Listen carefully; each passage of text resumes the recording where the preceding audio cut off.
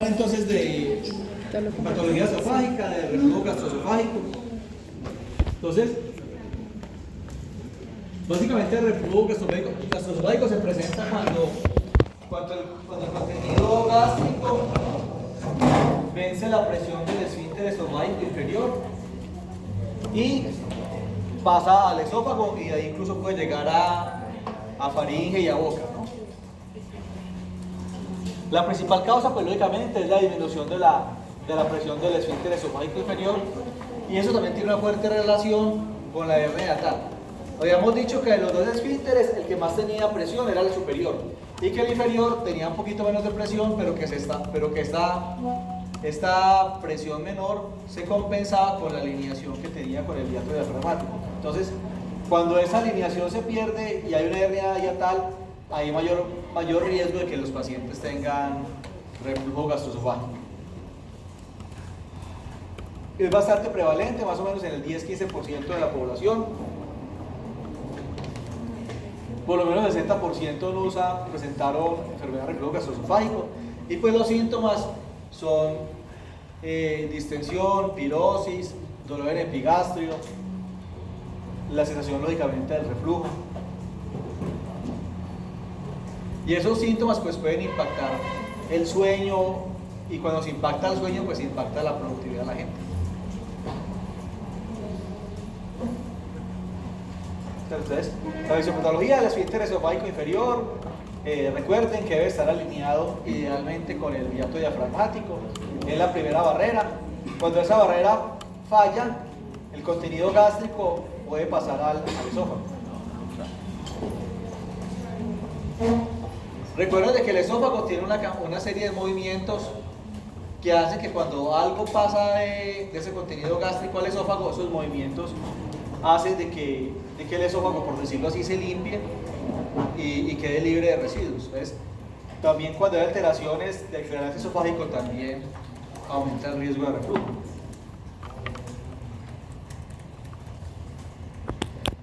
El epitelio esofágico no está preparado para los ácidos y los álcalis. Por eso, cuando hay mucho tiempo en contacto con ácidos y álcalis, el epitelio normal, que es este de acá, cambia hacia un epitelio escamoso. Hay hiperplasia de las células basales, hay infiltrado inflamatorio. El retardo en el vaciamiento gástrico también es un determinante en el reflujo gastroesofágico. ¿Ves? Entre más tiempo esté el estómago lleno, pues mayor va a ser la presión del estómago, y esa presión mayor va a hacer que se venza más fácil la presión que ejerce el esfínter esofágico inferior. Habíamos dicho que el esfínter debe estar alineado con el hiato esofágico, pero si se pierde esa alineación, como en este caso que hay una hernia yatal tipo 1, si se pierde la alineación, la presión del esfínter disminuye, y eso hace que sea más fácil que se presente el reflujo.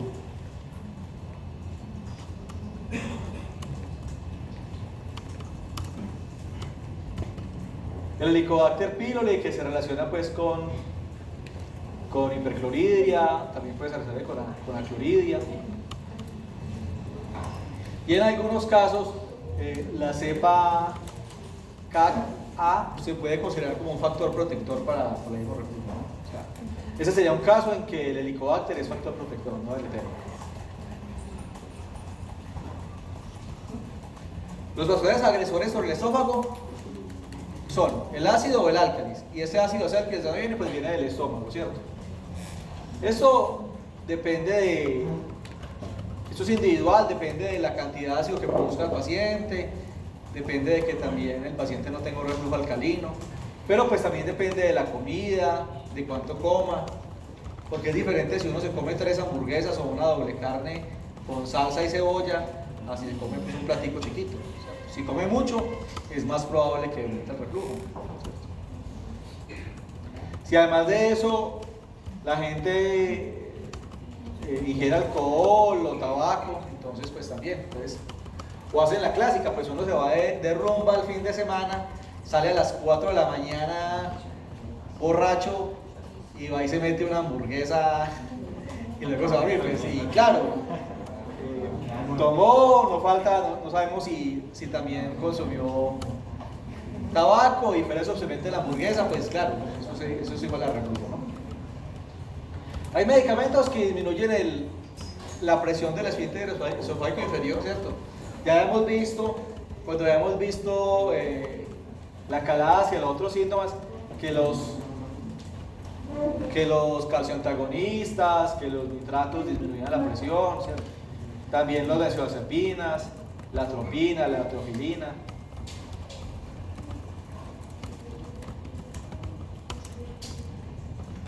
En cuanto al cuadro clínico, pues lo típico es que la gente tenga pirosis, la sensación de reflujo y la disfagia, ¿cierto? La pirosis, la regurgitación y la disfagia. Eso es como lo típico.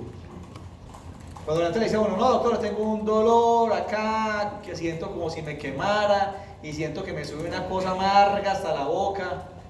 Y pues sí, eso es un reflujo. Esos son los síntomas típicos. Que a uno pues no le quedaría pues casi que ni duda de que el paciente tiene un reflujo. Pero también los pacientes se pueden presentar con síntomas atípicos, ¿cierto? Y hay pacientes, o yo no sé, incluso algunos de ustedes, no sé si cuando comen y se acuestan muy llenos, les da tos cuando se acuestan. Eso es un síntoma de reflujo, ¿cierto? Entonces, la tos puede ser un síntoma de reflujo. La ronquera y la disfonía. Entonces, hay pacientes que tienen reflujo. Ese reflujo puede llegar incluso a afectar las cuerdas vocales y los pacientes se quejan no es solamente de tos, sino también de disfonía, ¿sí? Y es uno de los diagnósticos diferenciales de infarto de miocardio. Cuando tiene reflujo, este reflujo quema el esófago y esos pacientes pueden tener un dolor opresivo retroesternal, ¿cierto? Como si estuvieran infartando.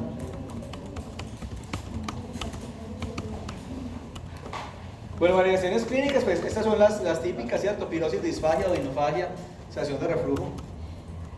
Y digamos que las extradigestivas hacen parte como de los síntomas atípicos, ¿cierto? Entonces, el paciente puede tener, como variaciones clínicas, puede tener gingivitis, caries, halitosis, exacerbaciones de crisis de asma,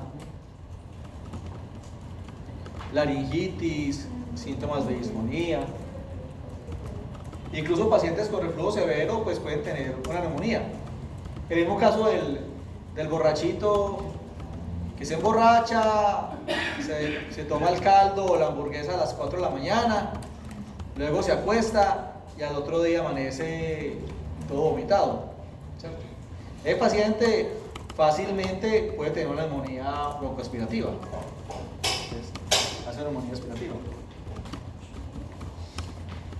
Los síndromes pues son dos, los que tienen más características típicas o esofágicas y los que tienen más síntomas y características atípicas o extraesofágicas, ¿cierto? Los esofágicos pues son los que tienen que ver con el reflujo propiamente dicho, ¿cierto? Eso causa lesiones en el esófago. Esas lesiones en el esófago pueden ir desde el eritema y los síntomas, pero el paciente también puede terminar haciendo cambios displásicos de la mucosa esofágica hasta llegar a un esófago de Barrett, ¿sí? Y los extraesofágicos pues son la laringitis, la faringitis, la gingivitis, la halitosis, la exacerbación de las crisis de asma, la neumonía, todo lo que es extraesofágico, ¿cierto? También pueden hacer mayores casos de otitis media, incluso llegar a fibrosis pulmonar, sinusitis.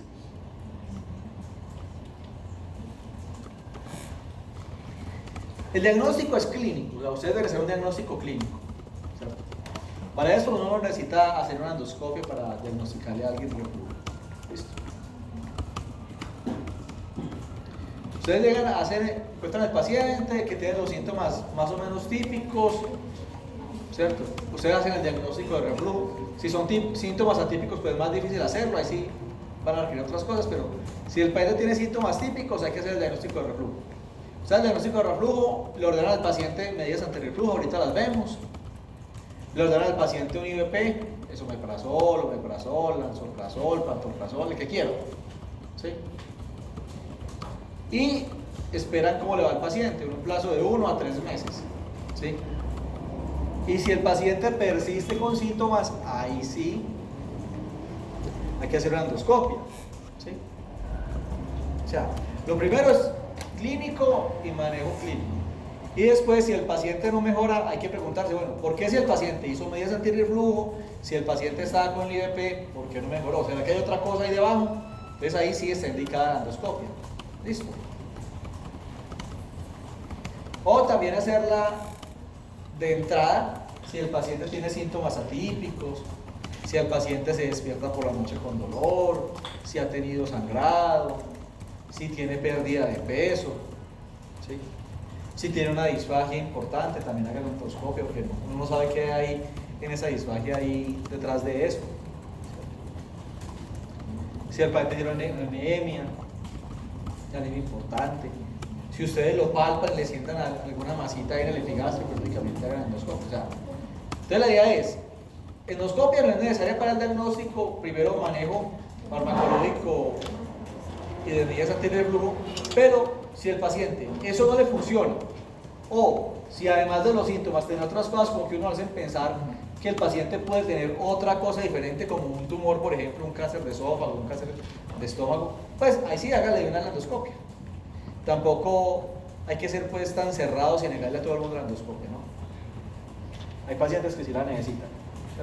La endoscopia igual nos permite evaluar la mucosa, nos permite, si es necesario, tomar biopsias de esófago, que sea la forma de diagnosticar, por ejemplo, el esófago de Barrett, ¿cierto? Desde el punto de vista histológico nos permite diferenciar varios estados de la mucosa, desde un paciente con una cefagitis de bajo grado, pacientes con metaplasia gástrica, con metaplasia intestinal incompleta. Recuerden que el epitelio del esófago no está preparado para el ácido ni para los álcalis, entonces si se ve expuesto repetidamente a esto, pues el epitelio trata de acomodarse a las nuevas noxas, ¿cierto? Pero esas mutaciones que hace el epitelio para acomodarse no son necesariamente buenas.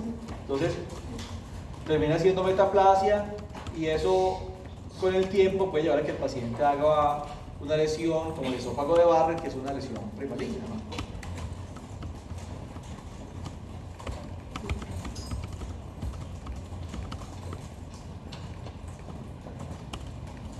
La clasificación de Los Ángeles nos permite clasificar el reflujo y la esofagitis de acuerdo a las lesiones macroscópicas, ¿cierto? Para eso no necesitamos biopsia, sino que el endoscopista lo reporta de acuerdo a lo que ve. Entonces, habitualmente hay un grado 1 si hay pues, una lesión, pero que es pequeña, de menos de 5 milímetros y que no cruza pues, pliegues. O sea, una lesión pequeña. En el grado B hay unas maceraciones que ya son un poco más grandes, más de 5 milímetros, ¿sí? Pero que no se extienden entre pliegues, o sea, están limitadas al pliegue. No, mire que esta está acá, pero no cruzan de un lado a otro. Y acá pues miren acá hay una lesión y acá hay otra, pero miren que entre pliegues están normal. En el grado C hay una o más erosiones, ¿sí?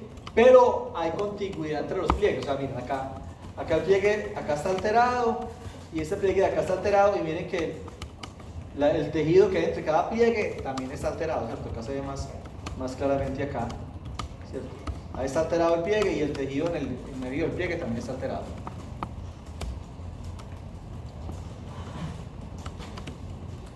Y en el grado D, pues está comprometido más del 75% de la circunferencia esofágica. Y acá ya es una lesión pues claramente displásica, incluso pues uno podría pensar que es casi que premaligna.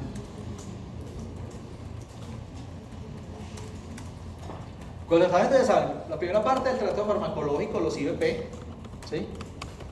Pero las medidas antirreflujo son bien importantes. A veces son la clave del éxito del tratamiento.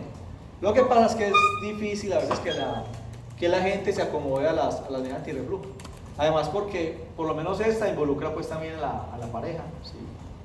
Entonces hay que levantar la cabecera de la cama y hay que explicarle a la gente cómo se levanta la cabecera de la cama, ¿cierto?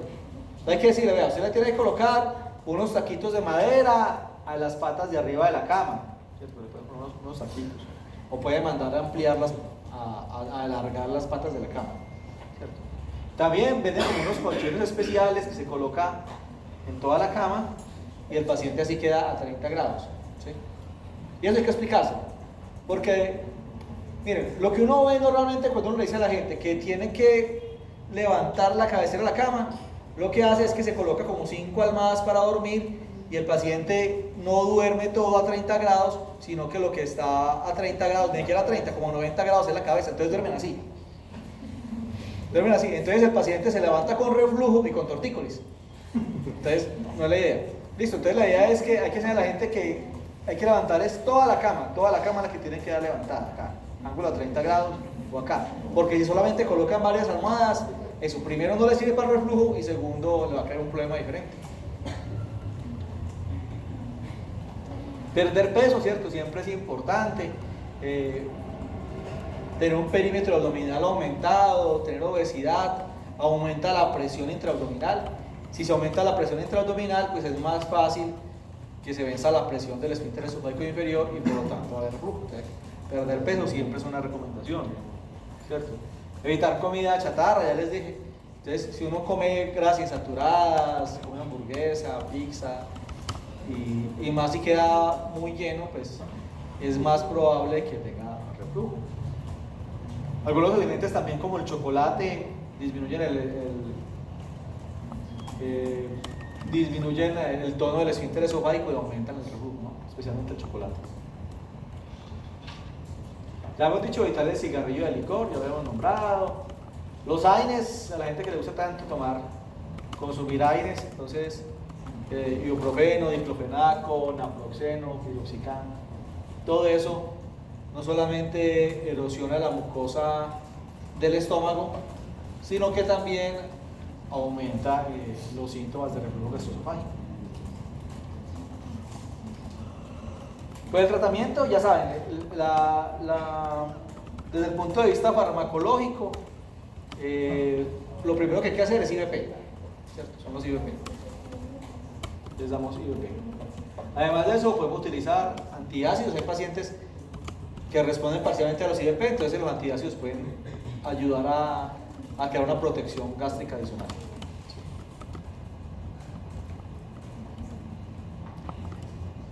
Algunos pacientes también se van a beneficiar de prokinéticos.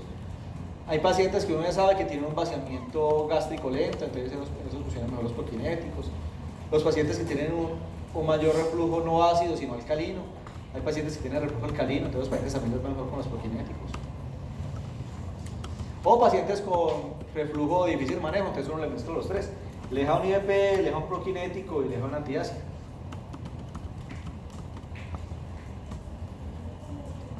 Bueno, ¿cuál le damos? Cualquier IVP, acá coloqué esomeprazol, pero cualquiera sirve, ¿no? Prokinéticos, metoclopramida, mosaprida, sinaprida, domperidón. Recordar que de esos, de pronto la metoclopramida es el que más puede tener efectos adversos. Y el tratamiento, lo que les dije, desde el paciente 1 o 3 meses de manejo, miren a ver cómo le va. Si el paciente le fue bien, suspende el manejo, ¿cierto? Si el paciente, a pesar de un manejo correcto, de antirreflujo, continúa con molestias, de pronto es mejor hacer un endoscopio.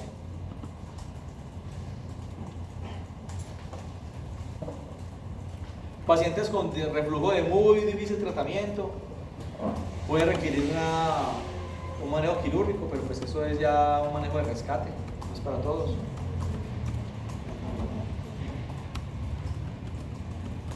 Tener en cuenta el reflujo gastroesofágico como un precursor del esófago de Barrett, ¿cierto? Es una lesión de la mucosa, pero pues el diagnóstico siempre, o sea, uno con la endoscopia lo sospecha. El endoscopista le dice, se encuentran lesiones, que el paciente podría tener un esófago de Barrett, pero la endoscopia no lo diagnostica. El diagnóstico debe ser un diagnóstico histopatológico, ¿sí?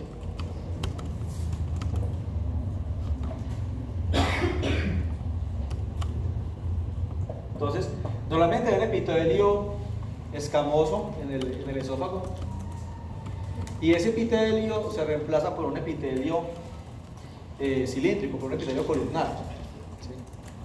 Entonces, ese cambio de epitelio escamoso a epitelio cilíndrico columnar, eso se conoce como metaplasia. Entonces, esa metaplasia es lo que conocemos como el esófago de Barrett. Hay una pared columnar del epitelio esofágico, ¿cierto? Metaplasia intestinal incompleta. Puede ser el epitelio normal o el epitelio escamoso, columnar, ¿cierto?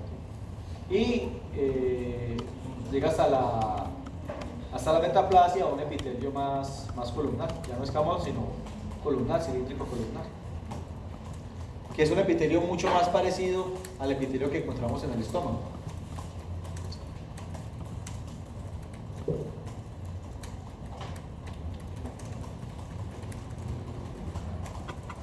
Siempre que se hacen las endoscopias, pues, se identifican algunos puntos como importantes para tomar las biopsias y para diferenciar el esófago del estómago. Entonces, lo primero es la unión escamocolumnar, la unión esofágica con esofagogástrica, la aplicatura diafragmática y pues se busca que no haya saco resernearlos o pliegues. Ahí está, epitelio escamoso, que sería el epitelio normal. Ese epitelio tiene una metaplasia, un epitelio columnar, que es el epitelio del estómago, ¿cierto? Eso pues se clasifica como una metaplasia intestinal incompleta, que es un esófago de Barrett. ¿Sí? Esófago de Barrett puede que se quede ahí, o puede que el paciente con la medida antirreflujo y con los IVP vuelva otra vez a la mucosa intestinal escamosa, a la mucosa esofágica escamosa. Pero puede que ese epitelio siga alterándose y que pase una metaplasia a una displasia. Las displasias pueden ser displasias de bajo grado hasta displasias de alto grado, ¿sí? Y de ahí de displasia de alto grado ya pasan a adenocarcinoma in situ y a un adenocarcinoma franco, ¿sí? Entonces, es como una cadena. La idea es intervenir en la cadena para evitar que el paciente termine en el adenocarcinoma.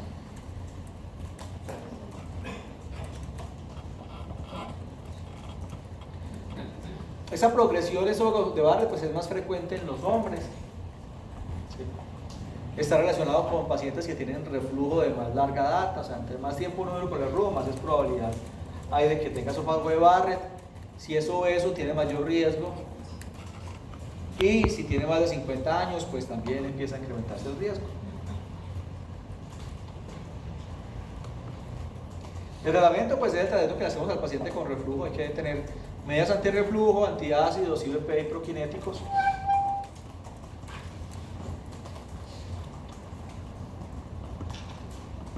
La vigilancia, pues miramos al paciente con esófago de Barrett. No necesariamente hay que hacer la endoscopia cada año, aunque algunos pues se sienten como más cómodos. Entonces, pues a modo personal, lo que uno a veces evita pelear con el paciente esa parte. Entonces, si un paciente tiene un esófago de Barrett y decide hacer la endoscopia cada 2 años, pues tampoco me parece tan horrible y uno se lo ordena, ¿cierto? Hay gente más tranquilo. Pero lo que dicen los libros, la literatura, es de que siguen cada 3 o cada 5 años que los hagan. Estrictamente debería ser cada 3 años la endoscopia, ¿cierto?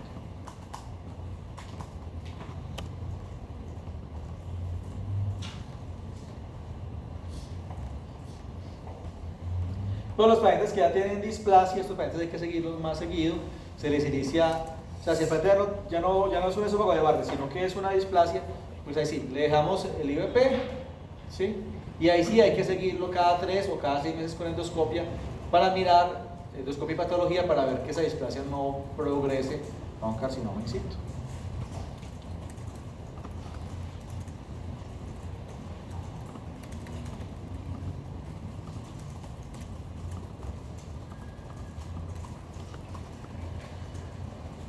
Las displasias las manejamos de 2 formas. O sea, si es una displasia de bajo grado, ¿sí? Se puede hacer resección de la lesión por radiofrecuencia o por crioterapia. Es un tratamiento endoscópico poco invasivo, ¿sí? Ahora, si el paciente tiene una displasia de alto grado, ese paciente sí tiene un riesgo importante de progresar a un carcinoma in situ. ¿Ves?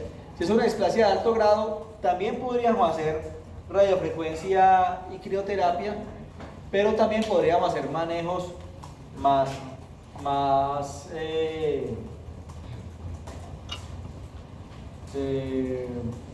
más extremos, por decirlo así. O sea, podemos llevar al paciente a cirugía incluso. ¿De acuerdo? ¿De qué va a depender? Pues depende de lo que desea el paciente, de la edad del paciente y de las comorbilidades del paciente. Entonces, si es un paciente de 85 años, con falla cardíaca, con falla renal, con una expectativa de vida pequeña, ¿cierto? Pues ahí hacemos un tratamiento más conservador y le hacemos seguimiento, ¿cierto? Ahora, si es un paciente joven, probablemente sea mejor hacer un tratamiento más agresivo, ¿cierto? ¿Por qué? Pues porque esa displasia tiene más años para convertirse en una adenocarcinoma.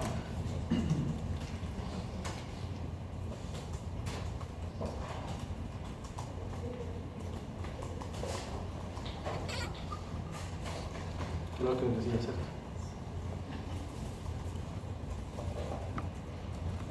Sí. Claro, ahí los conceptos de reflujo y esófago de barra, sí.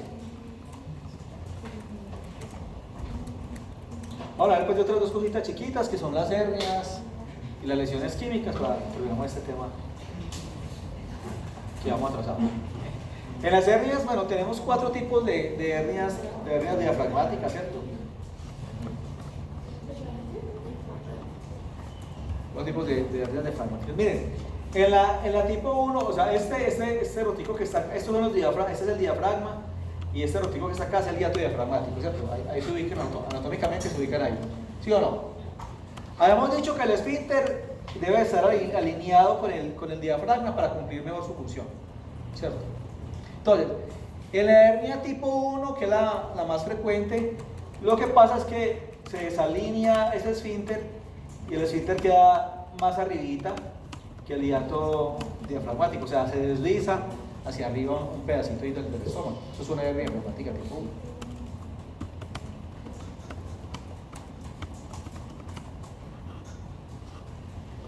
En la hernia diafragmática tipo 2, el esfínter permanece alineado con el diafragma, ¿sí? Pero por ese mismo diafragma se mete un pedacito ahí del estómago, sin deslizar el esfínter. El esfínter conserva la alineación, sino que es un pedacito del estómago el que se mete por el hiato diafragmático. Esa es la tipo 2. ¿Sí? En la tipo 3, tanto el esfínter como parte del estómago se mete por el hiato diafragmático, o sea, es como una combinación de estas dos.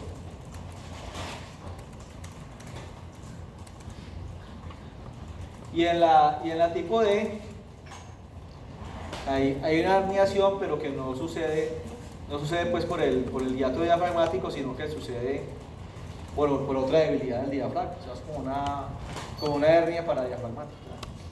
Está el diafragma y hay otra debilidad acá y por ahí se empiezan a herniar las estructuras, ¿cierto?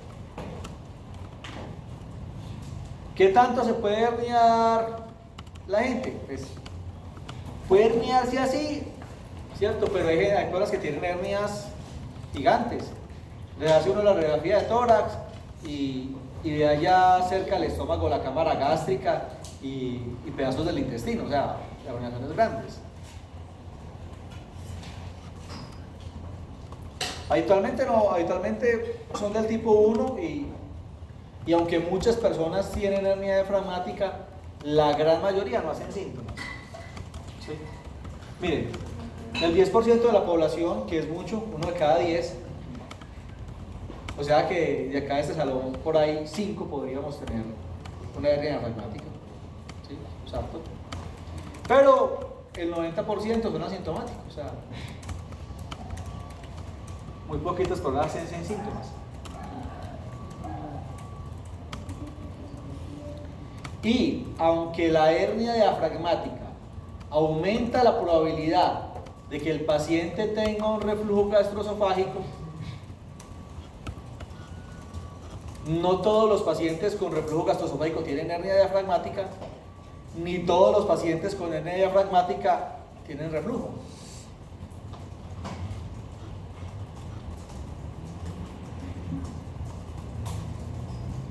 La por deslizamiento ocasiona más pirosis, regurgitación y anemia, que son más síntomas típicos del reflujo. Y las hernias paraesofágicas causan más disfagia, saciedad temprana y dolor postprandial, ¿cierto? O sea, las parasómicas son como la tipo 2, ¿cierto? La que no se desplaza el esfínter, sino que se mete por ahí un pedacito del estómago.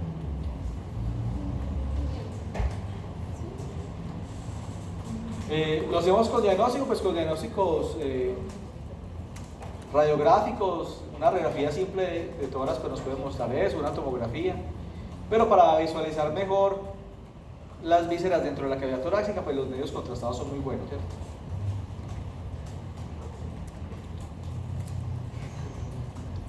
Bueno, el tratamiento, pues eso ya es, pues se puede tratar inicialmente las tipo 1 que tienen reflujos con IMP, pero cuando no van a requerir un tratamiento pues quirúrgico.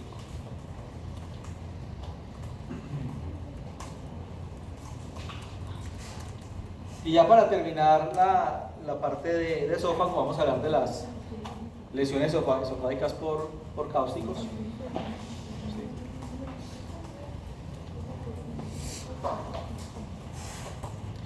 Aquí hay un par de punticos que necesito que queden claros, ¿cierto? Entonces, pueden ser por álcalis o por ácidos. Los álcalis producen más necrosis de tumefacción, es más grave en el esófago. Los ácidos producen más necrosis de coagulación y es más grave en el estómago.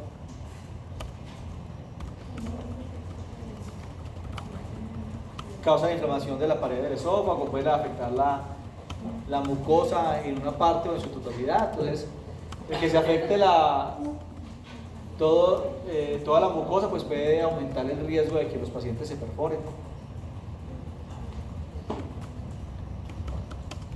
Habitualmente esas lesiones en los niños son accidentales, pero en los adultos sí es porque quieren atentar pues contra su persona. El tratamiento es muy como expectante, en la mayoría de los pacientes debería ser así. Entonces es más importante lo que hacemos, lo que dejamos de hacer que lo que hacemos. ¿Sí?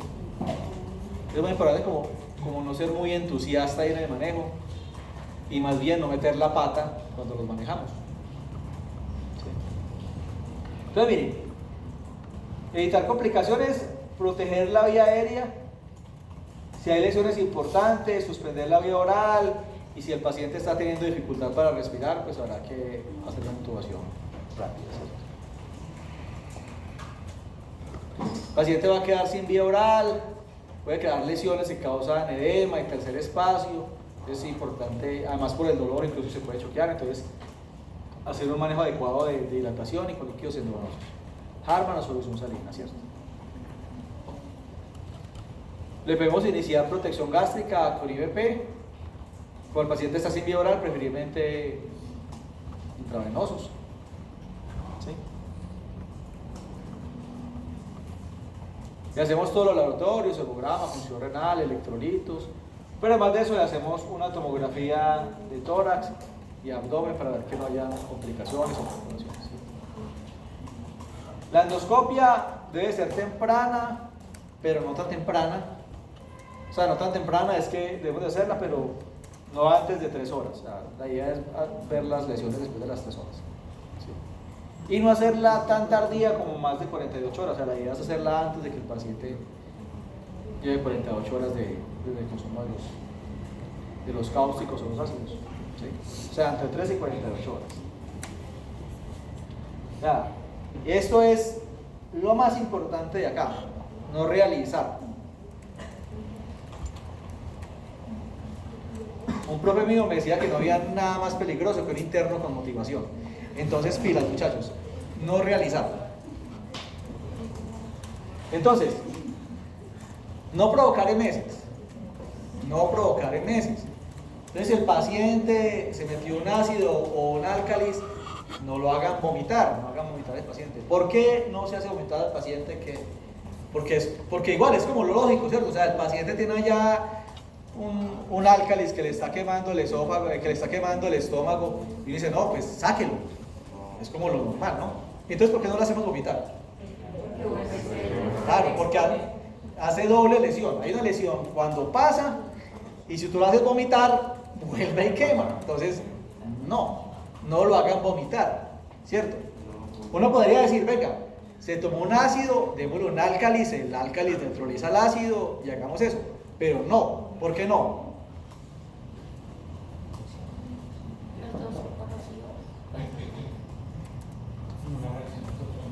Exacto. Cuando usted neutraliza un ácido con un álcalis o un álcalis con un ácido, hace una reacción exotérmica. ¿Y dónde la está realizando? En una bolsita que se llama el estómago. Entonces, no hagan reacciones exotérmicas en los pacientes. Mejor no. Listo. Y el uso de corticoides, aunque puede disminuir la inflamación, puede hacer de que el paciente esté más susceptible a infecciones, ¿cierto? Por inmunodepresión. Entonces, el uso de corticoides está bastante controvertido. Entonces por eso digo, es más importante que no hacer. No hagan emesis, no utilicen agentes neutralizantes y no uso de corticoides. O sea, quiten la vía oral del paciente, hagan la endoscopia, dejen en los líquidos, manejen las complicaciones, pues si hace una perforación esofágica, pues nada, llamen al cirujano de tórax y pásenlo a quirófano. Si hace infección, pues denle antibiótico, ¿cierto? Pero es más un manejo expectante. Ya después de esto, de que el paciente pase la reacción, la inflamación y cicatrice, pues ya es el manejo de las lesiones resultantes, ¿cierto? Entonces, a muchos pacientes les va bien, pero otros pacientes pueden quedar con estrecheces, pacientes con disfagia, van a necesitar dilataciones a veces toda la vida, entonces pueden complicarse. Eso ya es dependiendo de lo que hayan ingerido y de cada paciente. Entonces, como pues los que uno encuentra normalmente, como para tenerlos en cuenta. Entonces, pregunta de examen: ¿el ácido nítrico lo encuentra en detergentes, cosméticos, textiles o disolventes? No, mentiras, no, eso no es pregunta de examen, eso es como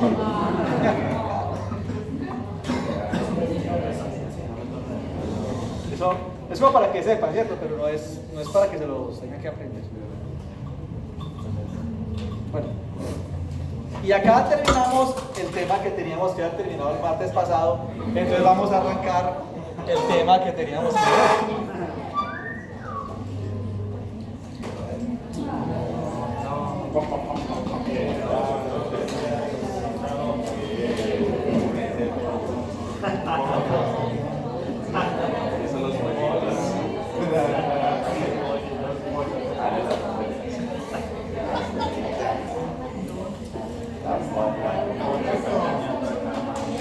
Listo, muchachos. Seguimos y vamos a empezar a hablar de la enfermedad dispéptica y de la úlcera, de las gastritis y las úlceras. Pero la gastritis, a diferenciar de dos cosas, la gastropatía y la gastritis, ¿cierto?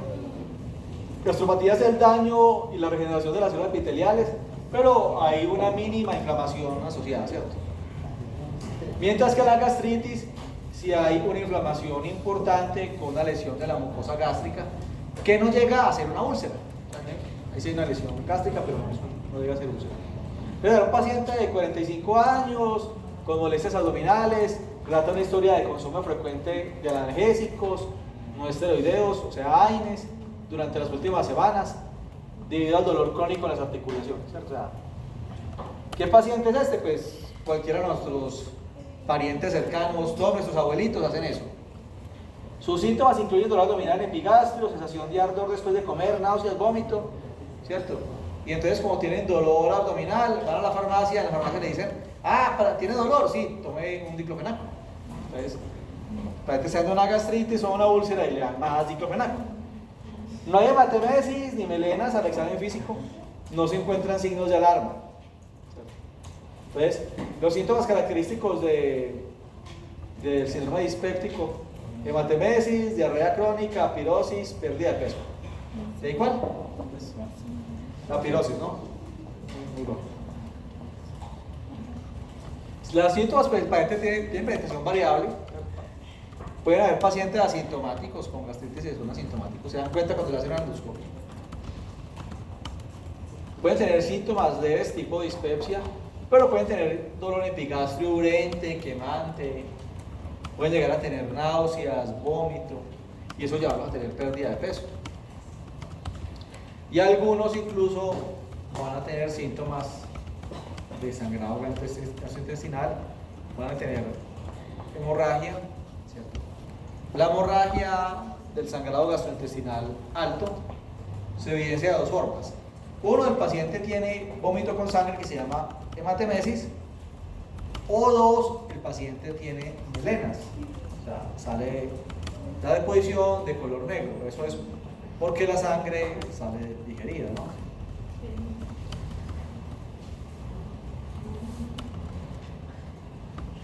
Clasificación, pues, gastropatía puede ser por reflujo, por alcohol, AINES, el hierro también, ¿cierto? Entonces a veces tenemos pacientes con sangrado gastrointestinal y están anémicos y la gente le manda hierro oral para la anemia, y pues un paciente con un síndrome dispéptico tomando hierro, pues eso lo va a empeorar. Por gastropatía vascular, los pacientes con cirrosis pueden hacer gastropatía portal, ectasias vasculares, isquemia también, cocaína, hipovolemia, septicemia, quemaduras, traumatismos, el mismo estrés de estar hospitalizado. Las gastritis infecciosas, de ahí la más frecuente es la por helicobacter, ¿cierto? Gastritis autoinmunes, que son menos frecuentes. Recuerden, la enfermedad de Crohn no solamente afecta al intestino, sino que también puede alterar boca, esófago y estómago. Y otras pues de etiología diferente.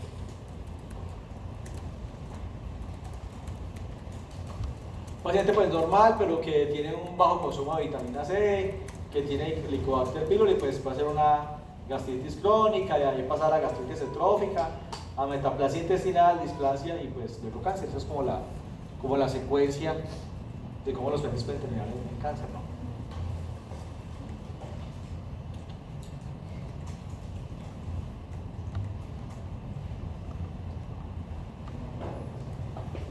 Entonces, en este paciente que vimos anteriormente que estaba consumiendo AINES, pues ¿cuál es el mejor manejo? ¿Cierto? Y el mejor manejo ahí claramente es todas las anteriores, ¿no? Entonces, lo primero y lo más importante es la prevención, suspender los AINES, ¿cierto? No tratar de que el paciente no consuma AINES en forma frecuente. Cuando ustedes receten AINES, que una vez ve por ahí fórmulas para los pacientes con artrosis o a los viejitos les mandan diclofenaco, una tableta cada 12 horas y les mandan por 30 días. Entonces, eso hay que limitarlo, Pasa que si uno sabe que los pacientes se quejan, que dicen, no doctor, pero es que con 5 días no me hace nada, a mí el dolor va y me vuelve, sí, pero pues no le den un AINE por 30 días pues, a los pacientes, ¿sí? Y más son pacientes ancianos. Entonces, suspender los AINES, hay que darle un IVP, omeprazol, esomeprazol, pantoprazol, el que quieran. Le pueden dar un prokinético o un antiácido para el manejo de esa gastritis, de síndrome dispéptico. Lógicamente, pues también va a depender de la etiología, ¿sí? IVP es el principal manejo. Los prokinéticos, especialmente para pacientes que tienen gastritis,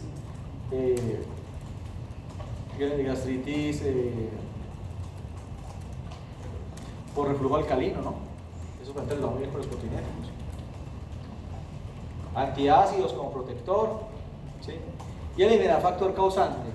Si uno tiene un paciente que tiene una gastritis y en la biopsia o en la endoscopia le reportan el Helicobacter, pues hay que tratar el Helicobacter.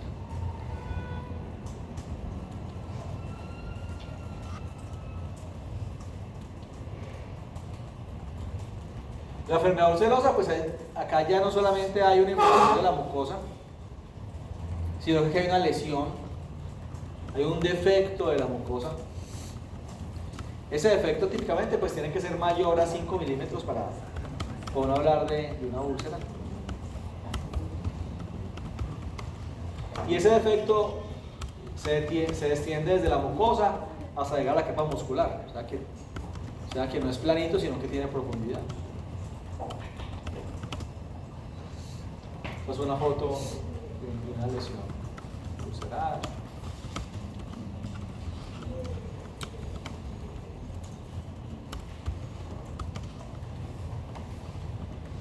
Esas son las formas de la estadística de cuánto se diagnostica, ¿cierto?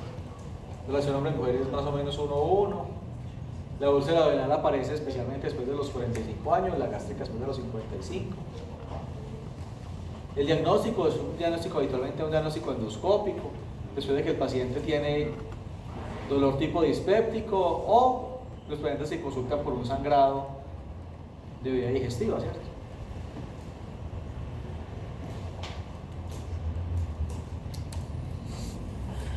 Entonces el paciente tiene dolor, se alivia con los alimentos, se agrava varias horas después de comer, reporta episodios ocasionales de náuseas y vómito, no hay hallazgos significativos. Le hicimos una endoscopia que se encuentra una lesión ulcerada del antro. Entonces, en el paciente, ¿cuál es una de las principales etiologías? El Helicobacter, la gastritis, la ansiedad gástrica y la úlcera por estrés. ¿Cuál es el principal agente causal de úlcera de los pacientes? El Helicobacter. Entonces, el Helicobacter y los AINES se llevan más o menos de esa porción de la torta entre el 70 y el 90% de los casos, dependiendo de donde lean. Hay todos los pacientes. Entonces, 90% de las úlceras pépticas se ven a Helicobacter, ASA y AINES. Más o menos un 40-60% de la población puede tener Helicobacter sin que tengan síntomas. O sea, es una infección altamente prevalente, pero no necesariamente ocasiona síntomas. Pero si se asocia a una úlcera o una gastritis, pues hay que tratarlo.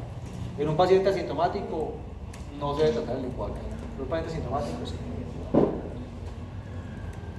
Y acá,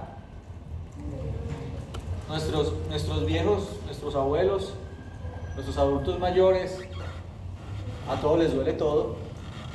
Les duele la rodilla, el codo, el hombro, la columna, la cabeza. Entonces, en ellos es muy frecuente que consuman AINES. Entonces, tratar de restringir, enseñar a la gente, aunque a la gente no le gusta el acetaminofencito, pues acetaminofencito es lo que hay que tomar. Y si consumen AINES, pues habitualmente a un paciente joven, yo nunca le mando AINES por más de 5 a 7 días, pues si es joven. Si es viejito, le mando fórmula de 3 días nomás. Tómaselo por 2-3 días y ya. Y si sigue, pues mejor dicho, mejor vuelve. Pero cuando les mando fórmulas de AINES por 15 días, un mes, eso no está bien.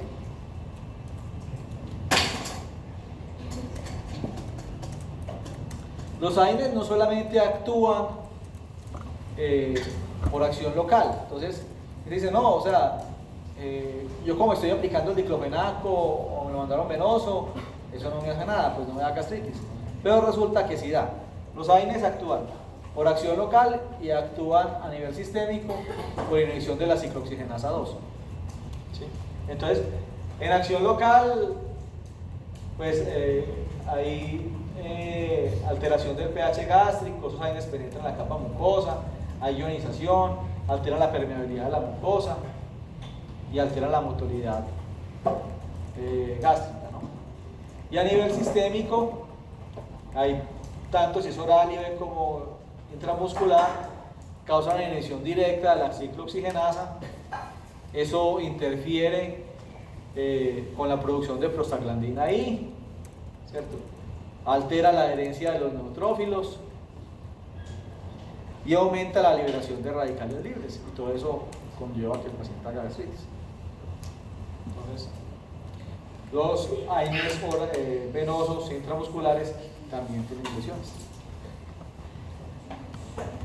Entonces, paciente con una úlcera gástrica, los dos tienen Helicobacter, acá hay una úlcera duodenal, miren, importante eso. El riesgo relativo, de acuerdo a cada AINE, ¿cierto? Ahí el más gastrolesivo es la indometacina, pues uno no lo utiliza tanto. Y acá el naproxeno sí se utiliza mucho, el diclofenaco, el piroxicam, el ibuprofeno, el piroxicam. De pronto hay los que menos tienen riesgo, son los AINES selectivos, como el etoricosib, ¿cierto? O la nimesulida también, pues de los que menos tienen efecto gastrolesivo, ¿cierto? Entonces, si uno de pronto necesita darle un AINE a un paciente y que tiene riesgo de úlcera, pues una indicación, o si es muy viejito, pues es mejor darles AINES selectivos, como el entorpecito.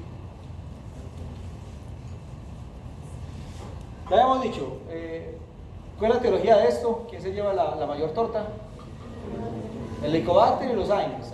Entonces, pacientes sin Helicobacter y sin AINES, pues va a estar libre el 90% de eso aproximadamente. Pero hay otro 10%, ¿cierto? Entonces, citomegalovirus, virus del herpes, linfomas, cáncer, páncreas, estenosis mesentérica, ¿cierto? Corticoides, otros medicamentos, bifosfonatos. Estos bifosfonatos es bien importante cuando uno trata a los pacientes con osteoporosis. Los bifosfonatos causan muchísima gastritis y muchísima dispepsia. Eso hay que decirle siempre a la gente que tome esa vaina con un vaso, con medio vasito de agua, y que no se acuesten cuando se toman el bifosfonato. Que tomen el bifosfonato y que se vayan a caminar por una o 2 horitas, porque si se acuestan les va a dar mucho reflujo. Los AINES, el clopidogrel, ¿cierto? También es importante, el cloruro de potasio, orlistat, teofilina, carbosa, cocaína. El hierro, ya saben, la gente a veces tiene úlcera gástrica y por eso sangra y por eso tiene anemia.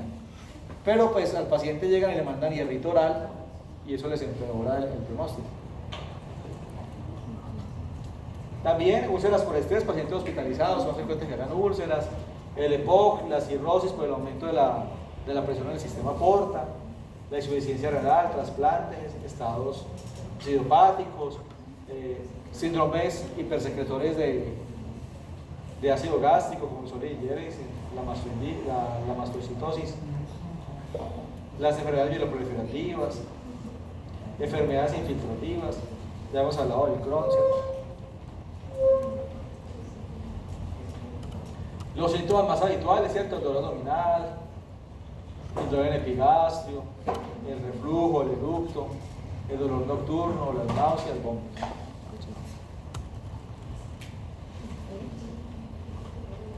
Tener en cuenta esto, que los pacientes adultos mayores tienen menos síntomas, menos dolor, y cuando consultan es ya porque están haciendo un sangrado digestivo. Pero el síntoma más frecuente, dispersia en náuseas, que es por lo que consulta la gente.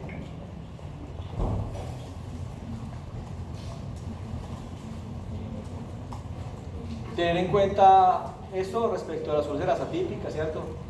Úlceras, hemos dicho que lo normal es que midan más de 0.5 milímetros, ¿no? Más de 5 milímetros. Pero úlceras muy grandes, de más de 2 centímetros, se consideran atípicas. Y esas úlceras más grandes, de más de 2 centímetros, tienen mayor riesgo de sangrado, mayor riesgo de penetración, son recidivantes la mayoría de las veces. Las úlceras pilóricas, que pueden causar vómitos, dolor, mayor riesgo de cirugía. Las úlceras pilóricas se asocian con mayor riesgo de obstrucción de síndrome pilórico. Entonces el paciente come, la comida no pasa del píloro, se llena el estómago y vomita. Entonces el paciente no puede digerir nada de comida, todo lo que come lo vomita, porque tiene un síndrome pilórico y se asocian a úlceras pilóricas, ¿no? Las úlceras postvulvares, más relacionadas con el Crohn, con el gastrinoma, y las úlceras múltiples, que tienen mayor relación con la edad, con los gastrinomas y con el consumo continuo de AINES. Las úlceras tienen 4 complicaciones importantes, ¿cierto? De ahí, la más importante es el sangrado. Pero también se pueden perforar, se pueden penetrar o pueden causar obstrucción pilórica. ¿Cuáles? Pues obstrucción pilórica, ya dijimos de que las pilóricas. El sangrado pues, es la complicación más frecuente, ¿cierto? A más edad, más probable que el paciente tenga sangrado. Una relación importante con el Helicobacter pylori, y entre más grande sea la úlcera, mayor riesgo de sangrado va a tener.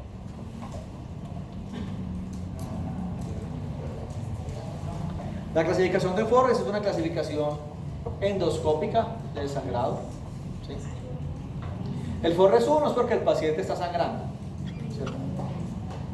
Se clasifica Forres 1 en 2 partecitas, el A y el B. El A es el paciente que está sangrando y tiene un sangrado así como arterial, como en chorrito, un chorrito continuo, como en jet. En cambio, el Forres 1B es un paciente que tiene sangrado, pero es un sangrado laminar, como si estuviera sangrando un vasito más chiquito o una venita, algo. En el Forres 2, el paciente ya no está sangrando, ya no tiene un sangrado activo, ¿cierto?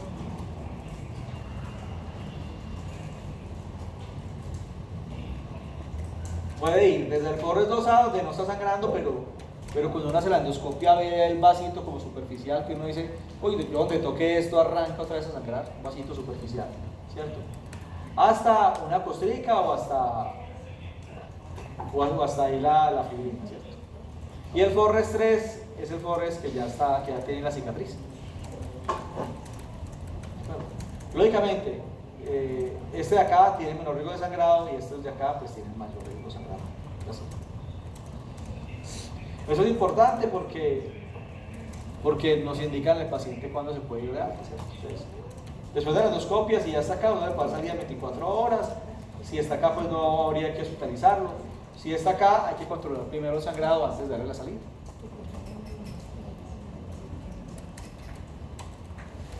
La otra complicación importante en frecuencia sería la perforación. ¿Sí? Se perforan más las úlceras del duodeno, el 60%, 20% las del antro y 20% las del cuerpo gástrico. O sea, las que más se perforan son las del duodeno. Entre más rápido ustedes diagnostiquen una perforación, mejor le va al paciente. Si el paciente se perfora y ustedes lo diagnostican tardíamente, o sea, ya más de 12 horas perforado, hay mucho más riesgo de que el paciente se muera. ¿Sí? Terminan haciendo complicaciones como peritonitis bacterianas por esa perforación. Las perforaciones se diagnostican fácilmente. Con una radiografía de pie usted puede diagnosticar un paciente que está perforado. Por esa perforación pues sale contenido gástrico, líquido, pero en el estómago también hay aire. Y entonces en las perforaciones puede salir aire de la úlcera perforada y lo que uno identifica es aire debajo del diafragma. El aire que uno ve debajo del diafragma en las radiografías se llama neumoperitoneo. Entonces, estas rayitas blancas son los diafragmas, ¿cierto? Y esto blanco que uno ve acá es aire. Entonces, el aire debajo del diafragma es neumoperitoneo y es diagnóstico de las perforaciones de las vísceras. En este caso, de una perforación de una úlcera gástrica o duodenal.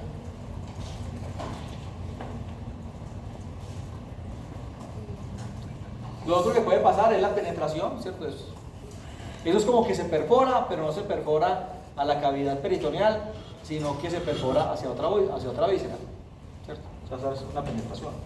Y pues puede penetrar y hacer abscesos, y hacer penetraciones a duodeno, a colon, a páncreas, incluso a aorta, a la vía biliar.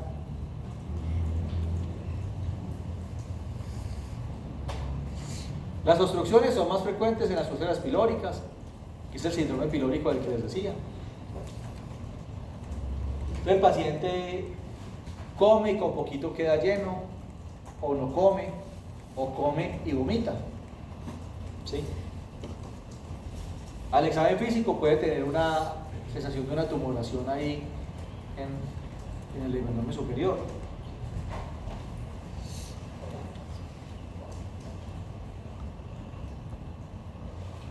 ¿Sí? Como la causa principal, además de los AINES, es el Helicobacter pylori, pues siempre que tenemos una úlcera péptica hay que buscar el Helicobacter pylori. Dentro de los test para buscar el Helicobacter pylori tenemos test invasivos y test no invasivos. Pero los test invasivos son todos los que requieren una endoscopia, ¿cierto? Y los test no invasivos son los test que no requieren endoscopia, así de fácil.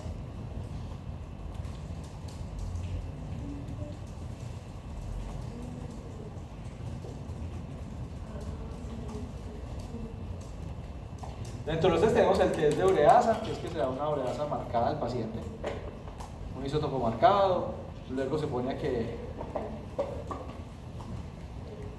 Luego se hace la endoscopia y ahí se detecta pues la ureasa. La ureasa la produce el Helicobacter y en endoscopia por el medio del test se detecta.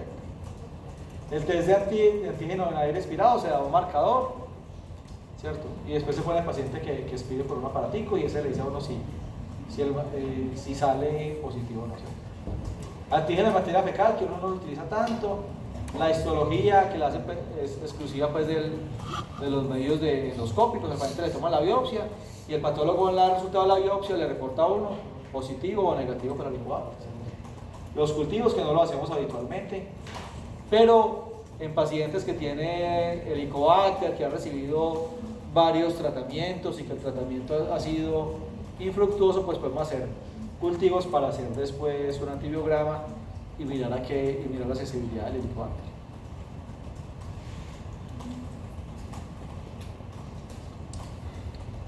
Entre los test también tenemos los podemos clasificar directos e indirectos.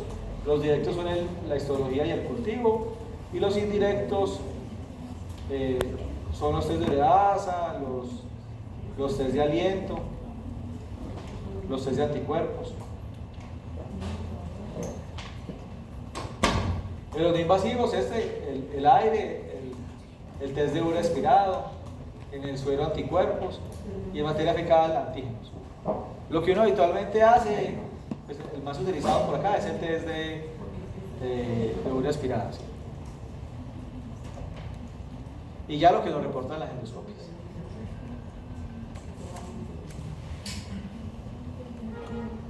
Entonces la idea es que los pacientes con úlcera o con síndrome dispéptico, muchos tienen endoscopias. Si en la endoscopia o en la patología de la endoscopia nos reportan el Helicobacter, pues se debe tratar. Después del tratamiento hay que mirar si el paciente de tratamiento fue efectivo. La idea es que no volverle a hacer al paciente una endoscopia para sacar otra muestra. Entonces, una de las alternativas que tenemos para el paciente no hacerle otras endoscopias es hacer un test no invasivo, y ahí lo más utilizado es hacer un test de urea expirada, ¿cierto? O anticuerpos, no necesariamente endoscopia.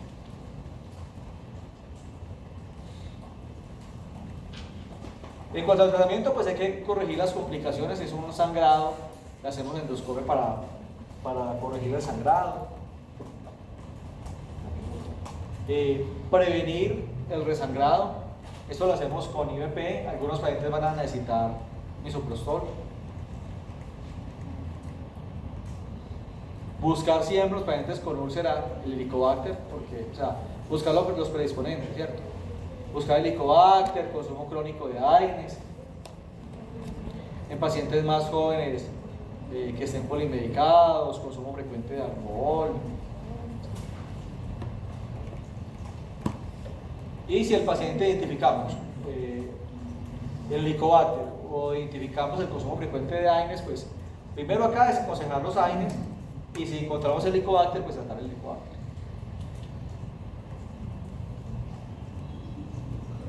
Tratamiento, pues con IVP con dosis estándar, misoprostol 800 microgramos día. Podemos hacerlo con las dos formas. En pacientes con úlceras importantes combinamos los dos, porque tienen un alto riesgo de sangrado.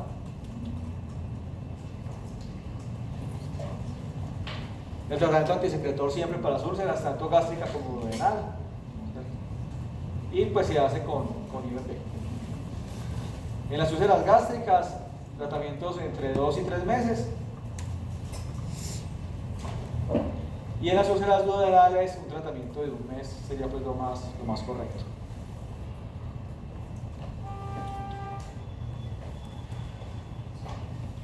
Y recuerden, siempre que encontramos el Helicobacter, pues debemos de tratarlo.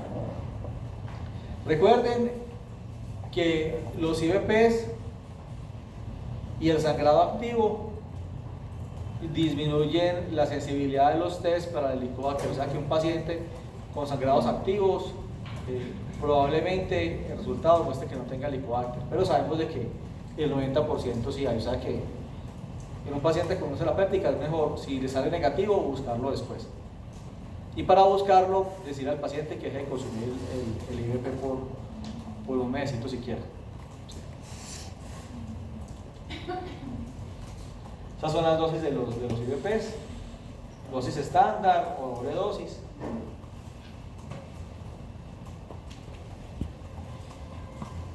No hay una diferencia pues como tal entre uno y otro. La diferencia que uno encuentra a veces es más por la marca. Lo que pasa es que el omeprazol, como fue el primero que salió, está muy chiviadito y en todas las EPS le dan a la gente omeprazol como de 10 pesos. Esa pastilla, eso no sirve para nada, habitualmente, ¿cierto? Pero si uno al paciente le diera omeprazol de marca, probablemente le iría también con ese omeprazol, como si le diera omeprazol o como si le diera omeprazol. Lo que pasa es que ese omeprazol que dan a veces es de muy mala calidad.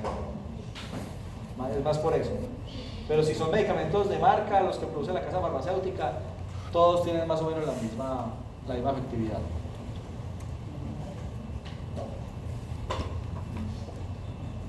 ¿Cómo lo damos? Lo damos idealmente antes del desayuno o antes de la cena, por lo menos una horita antes de las comidas, porque la misma comida inactiva el IVP, entonces, o altera su absorción. Entonces es mejor darlo por lo menos una horita antes de la comida.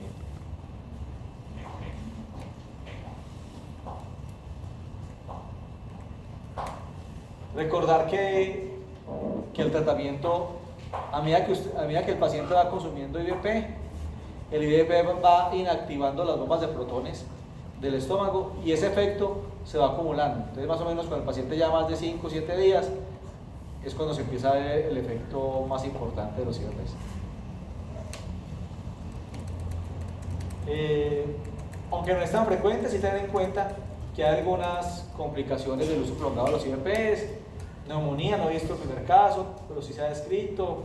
Se describe mayor riesgo de osteoporosis, se describe mayor riesgo de diarrea por clostridio, mayor riesgo de acloridia. Entonces, los pacientes, tratar de que lo consuman pues sus 2 o 3 mesecitos y que después de eso lo suspendan. Hay pacientes que como consumen medicamentos crónicamente, digamos un paciente infartado que tiene que tomar durante el primer año ASA y clopidogrel y tiene un síndrome dispéptico, pues el paciente va a tener que estar con el omeprazol o el esomeprazol todo el año mientras toma eso. Pues, ahí sí habría que dejarlo. Pero si no, uno lo da por una temporada y lo suspende. O le dice al paciente que lo tome en forma intermitente, que lo tome por 3 meses hasta que se sienta bien y después de eso que lo tome día por medio y que vaya disminuyendo las tomas hasta en medida de lo que él se sienta bien. Que son como formas para que el paciente no se quede pegado del medicamento por más del tiempo que necesita.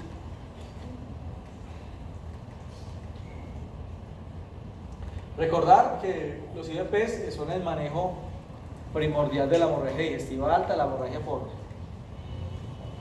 úlcera gástrica o duodenal, son el primer pilar. Paciente con sangrado de vías digestivas altas, iniciamos pantoprazol o omeprazol también, ¿cierto? Damos una dosis de carga de 80 miligramos y hacemos un mantenimiento de 40 miligramos cada 12 horas en pacientes estables y sin un sangrado importante. En pacientes que tienen un sangrado activo importante cuando llegan, lo que hacemos es con el omeprazol dar una dosis de 80 miligramos de carga y lo continuamos por bomba de infusión a dosis de 8 miligramos por hora, por 48 a 32 horas, o hasta que el paciente pues mejore el sangrado activo. Y después de las 48 horas, así lo pasamos a 40 miligramos cada 12 horas. Lógicamente, lo preparamos, le colocamos líquidos endovenosos, prevenimos la hipovolemia, miramos la hemoglobina, seguimos de cerca la hemoglobina, miramos que no descienda. Si la hemoglobina desciende en forma importante, hay que ordenar transfusión de hemoderivados, ¿cierto? Y preparar al paciente para que esté en óptimas condiciones para ser llevado a endoscopia, que es el tratamiento definitivo, ¿no?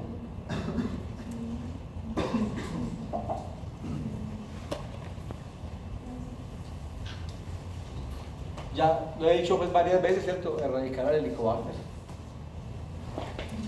¿Por qué lo erradicamos? Pues porque el paciente que no le damos tratamiento va a tener un resangrado o una nueva úlcera gástrica o duodenal entre un 65 y un 95% de los casos. O sea que si el paciente tiene un helicobacter y lo tratamos, va a terminar siendo siempre una úlcera.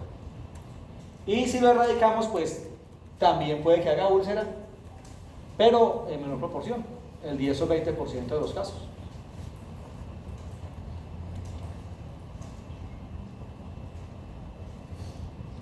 El Helicobacter pylori es una bacteria difícil de tratar. Habitualmente requiere esquemas con múltiples antibióticos y por un tiempo prolongado.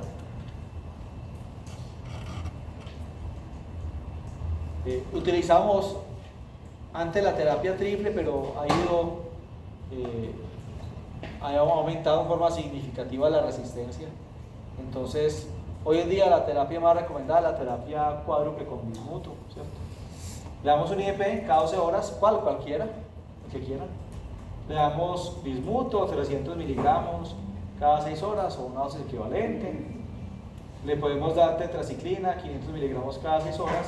Y le damos metronidazol cada 6 horas. ¿De acuerdo? La terapia tiene un índice de falla importante y la gente tiende a abandonar los tratamientos. Entonces, por eso hay que decirle a la gente que es un tratamiento largo, que si se quiere tratar, pues que tienen que echarle ganitas y que va a ser una cosa dura. O sea, usted tiene que imaginar al paciente de 50 años o al abuelito de 60 años con el Helicobacter o que acaba de salir de una úlcera gástrica. O sea, el señor tiene ahí dolor, tiene dolor en epigastrio. O si ustedes le mandaron endoscopia cuando le diagnosticaron el Helicobacter, es porque tenía un síndrome dispéptico. O sea, es alguien que ya de por sí tiene molestias abdominales.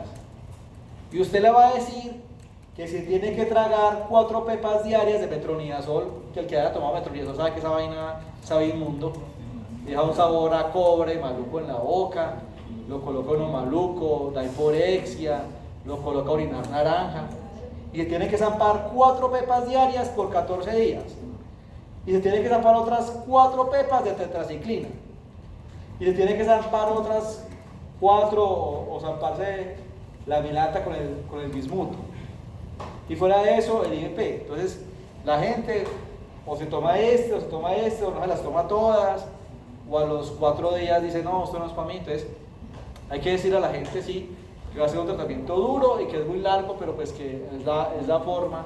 Si usted no le explica a la gente en qué se va a meter, probablemente suspenda el tratamiento. O sea que sí, explíquele a la gente bien lo que va a hacer y por qué. La terapia triple, ¿cierto? Era la más usada. IVP cada 12 horas, claritromicina más amoxicilina. Lo que pasa es de que la tasa de éxito ha ido disminuyendo al 60-70%. Entonces, más o menos entre el 30 y el 40, a pesar de que hacen esto, no mejoran, ¿no? Si hay alergia a los metalactámicos, podríamos reemplazar el metalactámico por metronidazol, ¿no? Igual, 14 días. Terapia triple concomitante sí tiene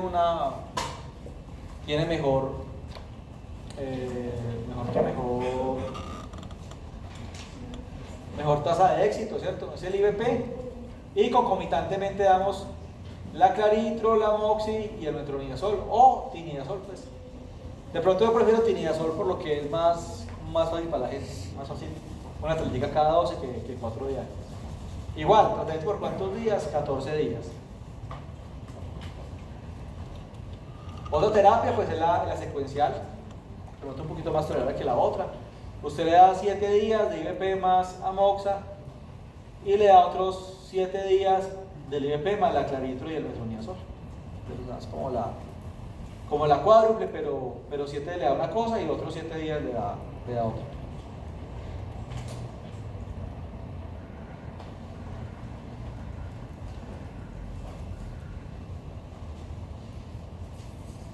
Esta pues parecida a la otra terapia, la híbrida, simplemente es el IVP y la amoxan 7 días y a los siguientes 7 días pues le dan los 4, como la cuádruple. ¿Sí?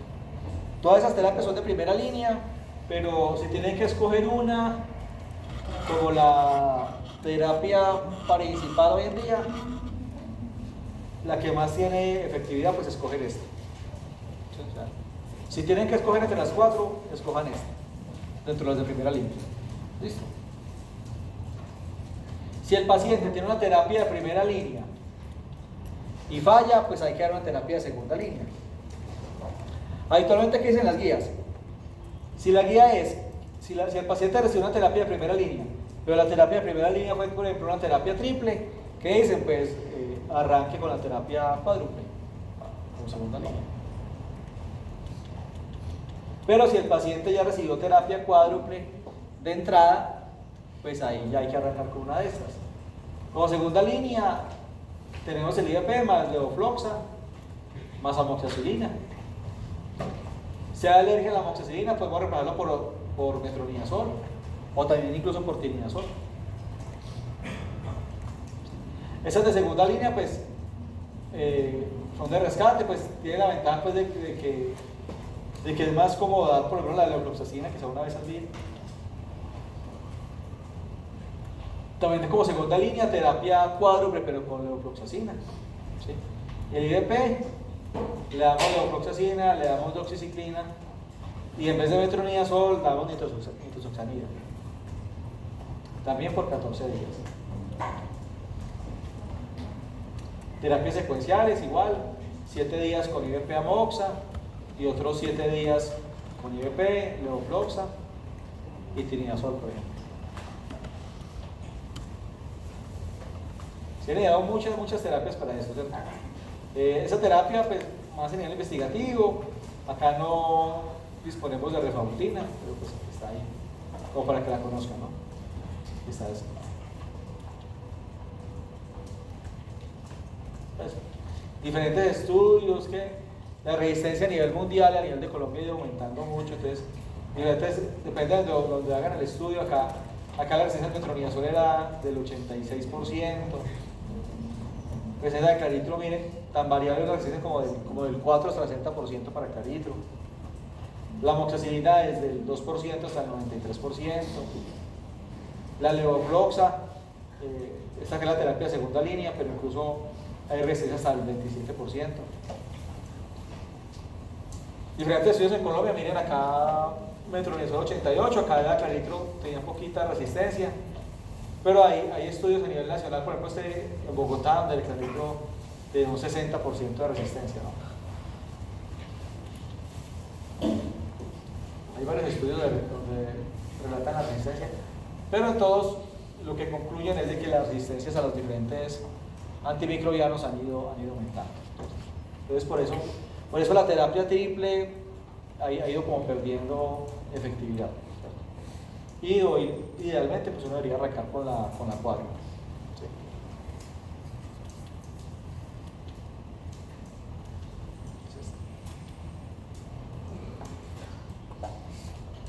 Entonces, siempre que vemos la terapia, buscar que el paciente se haya tenido erradicación. ¿Qué hacemos para buscar el Helicobacter? Pues le mandamos un test de urea en aliento. No una endoscopia otra vez, sino un test de urea. Hay cosas que hacen de que ese test de urea, que esas pruebas puedan salir negativas. ¿Cuáles son los antibióticos del IVP? O sea que el paciente se va a hacer el test de urea, pues se le debe decir, venga, antes de hacerse el examen, que haya suspendido los antibióticos por lo menos un mes antes, y el IVP lo tiene que suspender también por lo menos 2 semanitas antes del examen, o si no le va a salir negativo, falso negativo, ¿cierto?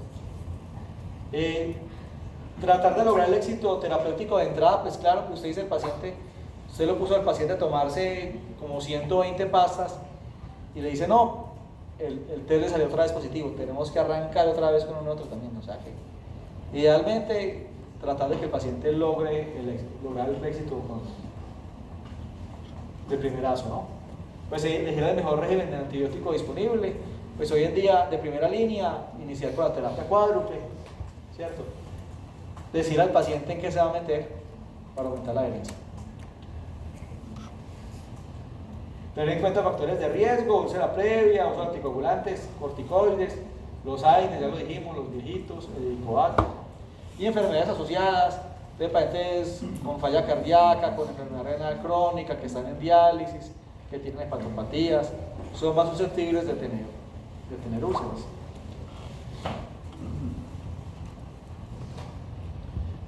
En algunos pacientes pues habrá que mantener los antisecretores, los IVP. Entonces pacientes que sean complicados, que tienen úlceras refractarias, lecho fibroso, con úlceras gigantes. No quitar el IVP de una, hacer un descenso gradual, es decir, que lo tome día por medio y luego que lo vaya dejando, ¿no? Y si el paciente tiene algún factor de riesgo, o sea que tiene que tomar aspirina de por vida, y entonces a veces habrá que dejárselos de por vida también el IVP. Seguimiento endoscópico, la úlcera renal no complicada, pues no va a requerir un seguimiento endoscópico realmente.